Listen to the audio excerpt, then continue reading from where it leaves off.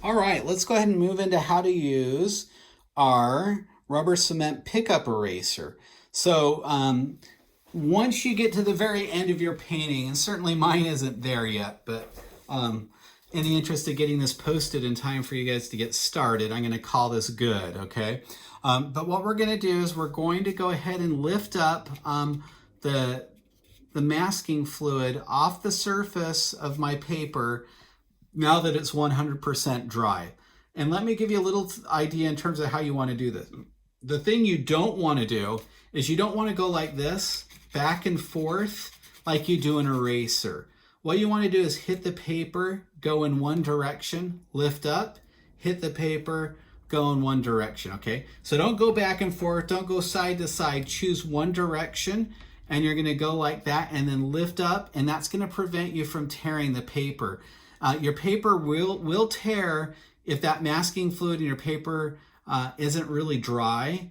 And also, if you get too violent with your eraser and you start going in too many directions. And even then, if you have really cheap paper, there's the chances of the paper just kind of tearing is unfortunately kind of high, okay? So better the paper, better your results are going to be here. But let me show you how the masking fluid works. What I'm going to do is I'm going to come in here and I'm just going to go in one direction and I'm just going to lift up that masking. And now I've got a little highlight on my straw there. So can you see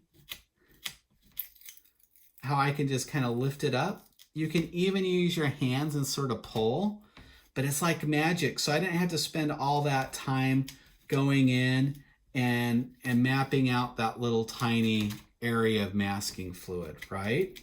So you can see how that just comes and lifts right up, but just try not to go back and forth. Try to just be consistent in going in one direction and just lifting up. Now, if you want to, and it's a bigger area like this, once you get it started with your magic erase, sorry, not magic erase, but your rubber cement pickup eraser, you can get it started and you can even carefully lift it up and start to peel it with your hand back kind of like so. Okay, so you're going to end up getting sort of this gummy rubber cement. It is similar to rubber cement.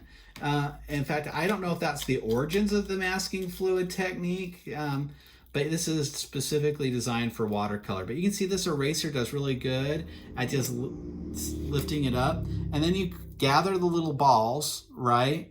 The little, I don't know, the little remnants of your masking fluid here, and then just chuck them in the garbage can.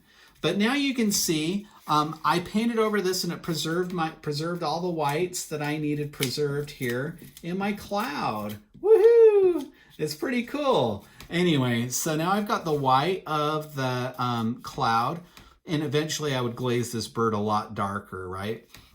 But the nice thing is it's protected that. So same thing, if I want to come over here to my water bottle, you can see if I wanted to protect that whole area, I could have, right, by just using that reservoir dam support there to help protect that shape. But that's how the masking fluid works. It's really pretty cool, and it can be a lifesaver if you're doing something that's really highly detailed, right? So that's the basic idea. And again, I have some highlights preserved here in my bird that I intentionally left that I could bring out. I think I put one here on the beak, you know. So it preserves that white of the paper for you and kind of a nice highlight. It does give you a really hard edge. So here's the next part if you want to. It's not required, but let's say I don't like this hard edge right here on my bird. I can come back in here and I can glaze over the top of it, or I can smooth out the edges, right?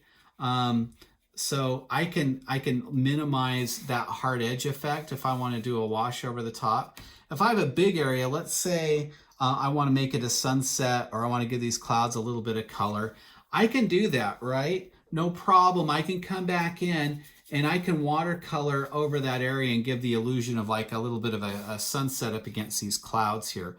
Now, the thing you can't do that I need to emphasize is it only preserves the white of the paper. I cannot lay down masking fluid over an area that's already been painted and then try to remove it, what's going to happen is it's going to lift all the paint that's under it. It's going to be really sporadic and kind of a torn-like effect.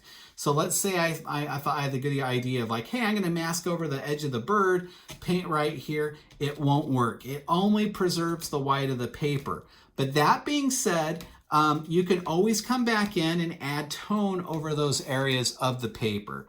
That's one of probably the biggest questions I get from students is, can I layer this? The question is no. You can't layer the masking over areas that have already been painted. You can only maintain the white of the paper. But it's pretty straightforward, it's pretty simple, and it's pretty darn cool if you ask me, because you have this ability to be able to preserve areas and you can do really quick washes. So I don't know, if you were doing like an armor suit or something that's super intricate and detailed and had lots of little shapes or highlights, well, you might want to consider using this masking fluid technique because it's a little bit faster. But anyway, generally speaking, you want to have your painting completely done or nearly completely done before you get to this stage to start to remove your masking. Okay, folks, that's it for this masking tutorial. Watch the other supplemental videos. You can get on YouTube as always and find a lot of good stuff out there too. All right, have fun, and I'm super eager to see how you respond to this climate change theme. It's very topical. It's an incredibly important topic, and let's not forget it. We all have a responsibility to help our own impact on this important planet of ours. Okay, take care. Happy painting. Have fun.